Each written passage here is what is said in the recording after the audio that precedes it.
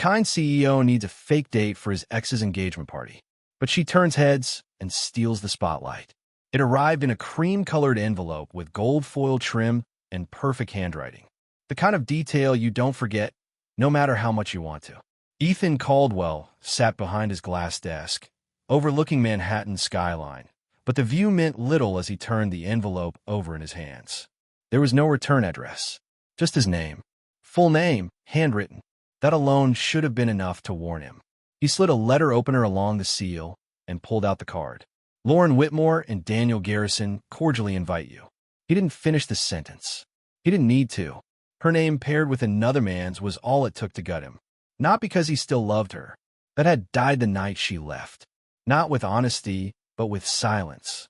One day, she was planning wedding flowers. The next, she was gone. No explicación. Just gone. And now she wanted him to celebrate her new life? His assistant, Maggie, hovered nearby with a mug of coffee and hesitant eyes. You don't have to go, she said softly. He didn't respond. Not right away. Part of him wanted to burn the invitation. Another part wanted to walk in like it never hurt. The Ethan Caldwell everyone expected him to be. Collected. Untouchable. He set the card on the desk and picked up his phone instead.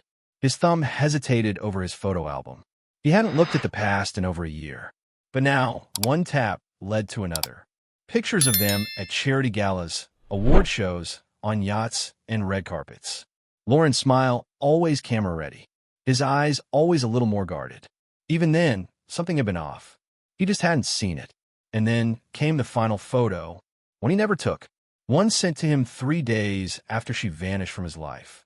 Lauren, radiant in a navy dress, sitting on a bench in Central Park beside the man she claimed was just a friend, Daniel Garrison, a close associate, a rival in business. And apparently, the man who'd been there the whole time, waiting to take Ethan's place. Ethan closed the album and leaned back in his chair. The city buzzed below, unaware of the storm in his chest. He wasn't angry anymore. He was tired of anger. What he felt now was something colder. Not revenge, not pain, just clarity. He'd go. Of course he would. But not alone. He couldn't afford to walk into that room and give Lauren the satisfaction of seeing him diminished. Not when half the city's elite would be watching. Investors, board members, media. And her smug fiancé who probably thought he'd won. What Ethan needed was a date. Not someone who wanted strings. Not someone who'd complicate things with expectations or flirtation. Just someone believable. Someone who wouldn't ask questions. Someone he could trust to play a part. Someone completely outside his world. His mind began sifting through possibilities. Names of polished professionals, socialites, actresses who owed him favors. But none of them felt right. Then Maggie cleared her throat again. Should I RSVP no? Ethan looked at her, his expression unreadable. No, he said. I'll be attending. A pause. Just need to find someone to go with me. He stood, voice cool and deliberate. And not just anyone. Because this wasn't about closure. It was about control. And Ethan Caldwell had just decided. If he was walking into that party, he'd be bringing a storm of his own. It was one of those mornings where the universe seemed to conspire against Ava Monroe. The cafeteria line was long, the coffee machine was sluggish, and her to-do list was already spilling past the corners of her notepad. She juggled her phone, a report folder, and a paper cup filled with scalding espresso, until her elbow clipped the edge of a chair. The splash was immediate. Coffee bloomed across her cream blouse, and Ava let out a frustrated breath through clenched teeth. Of course, she muttered, dabbing at the stain with the edge of her scarf. No one around her looked up. No one ever did. Being invisible had become second nature. Ava didn't have the glossy hair, the high heels, or the designer lanyard. She had quiet competence and a reputation for hitting deadlines no one noticed. She didn't expect him to notice either. But Ethan Caldwell did. He'd walked into the cafeteria on autopilot, mentally reviewing talking points for a board meeting, when he saw her. Not the spill, not the mess, but the face. Sharp eyes, messy bun, no performance. Just real. And something clicked. He crossed the room before he could talk himself out of it. You're Ava Monroe, right? He asked, voice low. Ava looked up, blinking. Yes, sir. He looked at the stain, then back at her face. Rough morning? She gave a half laugh. Nothing a new wardrobe can't fix. I might have a reason for one, he said. Actually, I was wondering if you considered doing something unusual, slightly unorthodox, and completely optional. She stared at him. I need a date, he said.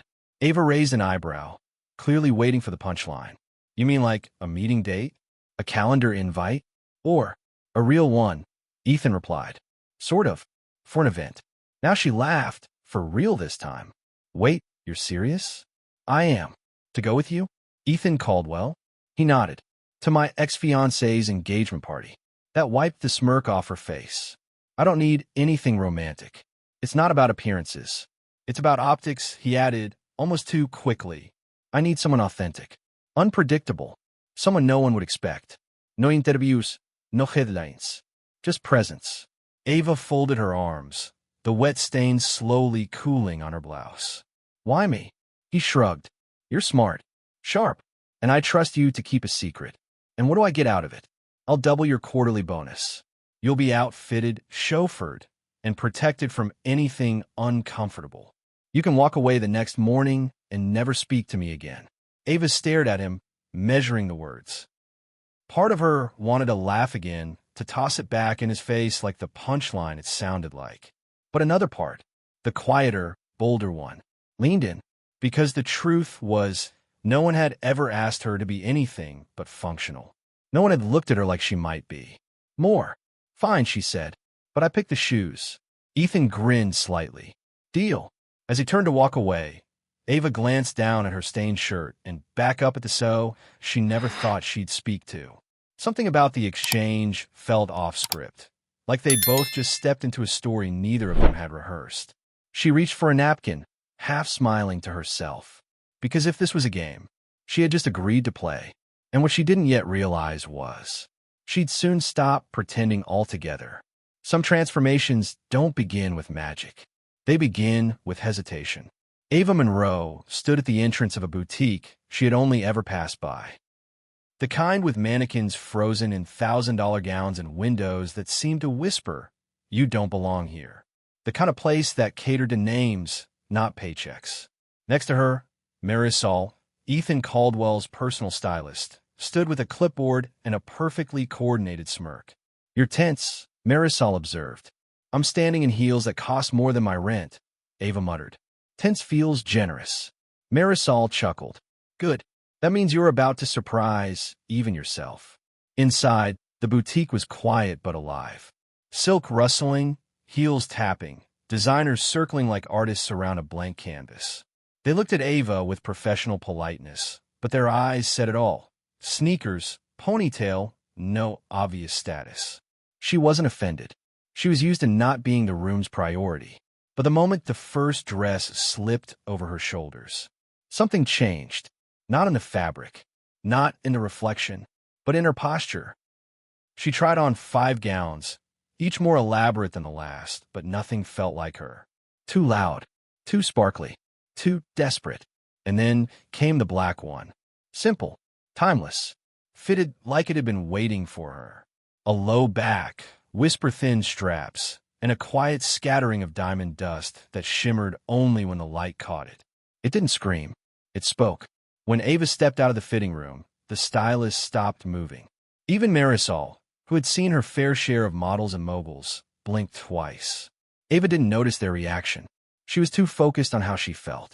Not beautiful, not transformed, just still. Like, for once, she wasn't trying to disappear. As she adjusted one earring in the mirror, the boutique door opened behind her. She didn't turn, but she felt it. Ethan's presence wasn't loud. It was a shift in energy, like the air recognized him before she did.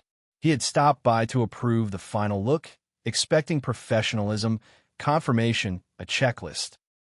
He wasn't prepared for what he saw.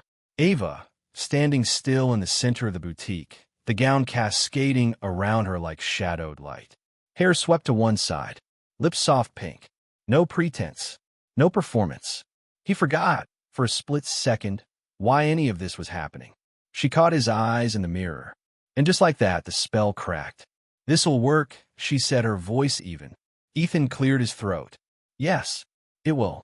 She turned away first, reaching for her phone like it was a lifeline. He watched her, trying to anchor himself back to logic, to control, to the script they both agreed on. But something about the way she moved now. It didn't feel like fiction. Pick whatever accessories you need, he said, more quietly this time. We'll leave details with Marisol. Ava nodded. Got it. But as he stepped out, she paused. Fingers grazing the neckline of the gown, heart suddenly louder than her thoughts. Because in the silence after he left, one truth remained. This wasn't who she used to be. And it wasn't who they expected. But Ava Monroe was beginning to realize. Maybe she'd been the story all along. She just needed the right dress. To make them look. Some rooms are built to impress. Others are built to test who dares to own them. The ballroom was a cathedral of wealth. Crystal chandeliers dripped light onto velvet walls and gold-accented molding. Waiters glided through the space with silver trays of champagne and sugar-dusted hors d'oeuvres. String quartets played songs no one listened to. Conversation hummed like electricity. Polished, pretentious, and razor-sharp. Lauren had spared no expense. Her engagement party wasn't just a celebration. It was a statement of triumph, of arrival, of having moved on and up. And then the doors opened. Heads turned. Glasses paused mid-sip. Conversation stumbled. Ethan Caldwell entered first, statuesque and severe in a tailored midnight tuxedo. But it wasn't him the room couldn't stop looking at. It was Ava. She walked beside him, not behind. Chin lifted, shoulders relaxed. The black gown hugged her in all the right places, but it wasn't her body that made the crowd stare. It was the way she moved, unhurried, unapologetic. Some guests whispered that she must be royalty, a European heiress, a foreign actress, maybe the new silent investor in Caldwell Technologies. No one knew, and Ava didn't offer answers. She smiled, listened, responded with wit and warmth. She didn't compete with the room. She let it come to her. Ethan watched closely. He had expected her to be good. He hadn't expected her to be unforgettable. Lauren stood across the room, glass in hand, her smile slowly freezing as she locked eyes with Ava. It wasn't the gown. It wasn't even Ava's beauty. It was the way everyone suddenly wanted to know her. The woman who had walked in with the man Lauren once believed was hers forever. As guests mingled, Ava found herself surrounded by curiosity masked as charm. "So where are you from?" asked one well-groomed investor. "Wherever people least expect," Ava answered, sipping her drink without flinching. Someone chuckled. Another leaned closer.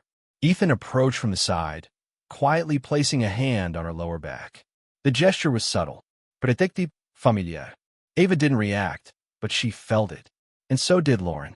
Her fiancé, Daniel, was watching too, a little too intently. The kind of look that lingered too long, that made Lauren step between them and laugh louder than necessary.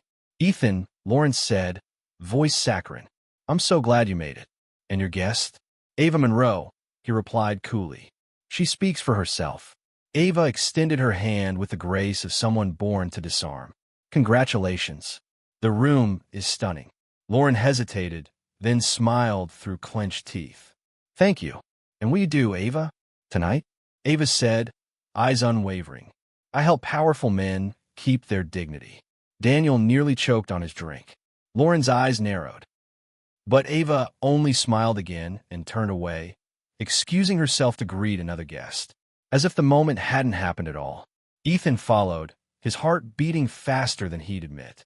Because Ava wasn't just playing the role. She was redefining it. As the night wore on, the ballroom felt less like a test and more like her stage. Ava didn't belong here. She owned here. And as she caught Ethan watching her from across the floor, pride in his eyes, something unspoken rising between them, she knew this wasn't pretend anymore. Not entirely. The only question was, what happened when the party ended? And they had to decide what was real. The music shifted. Slower now. Softer. The kind that filled the room like a memory you didn't know you missed. Ethan extended his hand. "Dance with me." Ava blinked. She'd been mid-conversation with a hedge fund manager and half a glass of champagne, but something in Ethan's eyes pulled her in. Not command, not expectation. Just Invitation. She hesitated only for a breath before placing her hand in his. The dance began like any other. Rehearsed steps, polite posture, practice smiles. Ava moved with grace, joking quietly. "Tell me I'm earning my bonus." Ethan let out a soft laugh. "You are." But then he looked at her, really looked, and the smile faded from his mouth, replaced by something more honest. "You've already given me more than she ever did," he said. Ava's brows lifted, surprised. "What could I possibly give you that she didn't?" He didn't flinch. Authenticity. The word hung in the air between them, heavier than it should have been. Ava didn't reply. Her laughter died. Her heart quickened. He wasn't talking about the party anymore. Not about performance. Not about illusion. The music played on, but their rhythm slowed. For a moment, they weren't pretending. They weren't CEO and assistant. They weren't guests in someone else's celebration. They were just two people, drawn towards something neither had planned for. And it terrified them both. Ava was the first to step back. "Probably best we don't blur lines," she said, not quite meeting his eyes. "Too late," Ethan whispered. But she was already turning toward the bar, trying to steady her breath. As she walked away, Ethan stayed behind, the weight of the moment pressing harder than the heat of the room. He turned and came face to face with Lauren. She looked stunning, as always. Perfect hair, perfect dress, perfect calculation behind every word. "So," she said, lips curved and a smile too tight. "That's the new you." "Excuse me?" "The girl," Lauren continued, swirling her drink. "The charity case with the good posture. Must be exhausting, keeping up the act." Ethan's jaw tightened. "Don't do that." "Oh, come on, Ethan," she scoffed. "You're many things, but subtle isn't one of them. Bringing a nobody to a party like this? Draping her in designer silk? It's practically a billboard that screams I'm over you." He paused, then smiled. Small, but with razor edges. "She's not pretending." Lauren blinked, caught off guard. Ethan leaned in just slightly. "That's the difference. She doesn't need a room to clap for her to know who she is."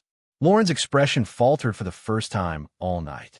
Before she could respond, Ethan walked away, leaving her alone in her curated perfection, surrounded by strangers. Across the room, Ava stood near the balcony doors, one hand on the railing, her back to the party. Her reflection in the glass was softer than she remembered. But her heart? It was louder than ever. Because this night wasn't just a performance anymore. And no bonus could explain the way her stomach fluttered when he looked at her. No fake story could justify how real it had started to feel. She took a slow breath, trying to tell herself it was still under control. But the truth? Control was already slipping. And somewhere deep inside her, a question had started to form, when she wasn't ready to ask. Because what if the answer changed everything? There are nights that end with applause. Others fade into silence. This one ended somewhere in between. The city lights stretched like blurred stars across the tinted windows of the limo. Inside, neither Ava nor Ethan spoke. The buzz of music, the click of champagne glasses, and the roar of whispered opinions from the ballroom had all been left behind. What remained now was just the quiet hum of truth pressing into the spaces between them. Ava sat with her hands folded, fingers still slightly trembling, though she wasn't sure if it was from the heels or the emotion. "Thank you," she said at last, her voice small but sincere, "for letting me be someone else tonight." Ethan turned his head toward her. There was something in his eyes she hadn't seen before. Not command, not calculation, just honesty. "You weren't someone else, Ava," he said quietly. "You just finally let the world see you." That should have felt empowering.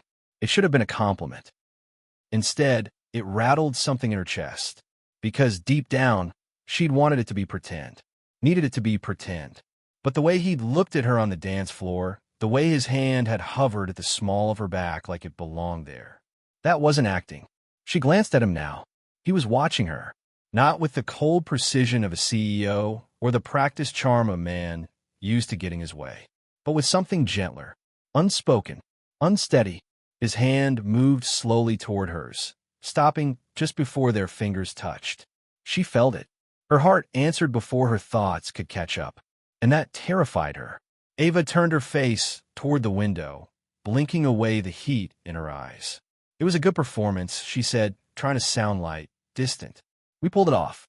Ethan didn't reply, not because he disagreed, but because the weight in his chest said something else.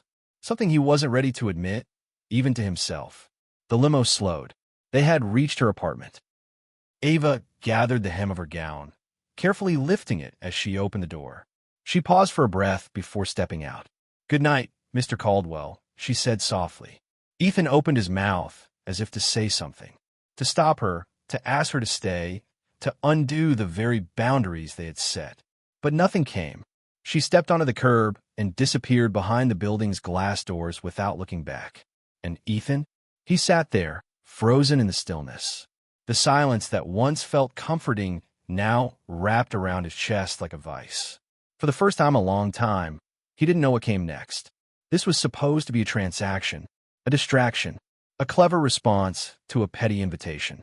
But somewhere between Ava's laughter and her silence, between her charm and her rawness, he had lost the script.